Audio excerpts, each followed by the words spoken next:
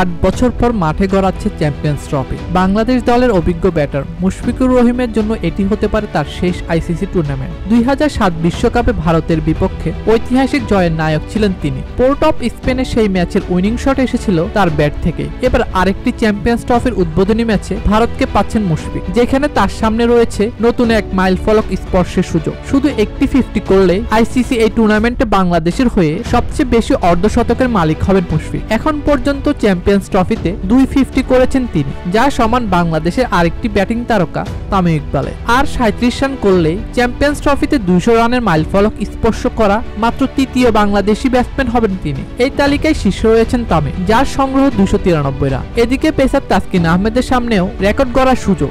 Champions ট্রফিতে বাংলাদেশের পক্ষে সর্বোচ্চ উইকেট শিকারী হতে হলে তার দরকার 4টি উইকেট। 2 উইকেট পেলে মাশরাফি বিন মুর্তজার পাশে বসবেন তিনি, যার নামের পাশে রয়েছে 4টি উইকেট। এই গ্লোবাল টুর্নামেন্টে তাসকিন এখন পর্যন্ত মাত্র 2 ম্যাচ খেলেছেন, যেখানে শিকার করেছেন 2টি উইকেট। সর্বোচ্চ উইকেট শিকারীর তালিকায় শীর্ষে রয়েছে সাবেক স্পিনার মোহাম্মদ রফিক, যার ঝুলিতে রয়েছে 6টি উইকেট। ভারতের বিপক্ষে আসন্ন ম্যাচে তাসকিন কত দূর পারেন সেটি এখন দেখার বিষয়।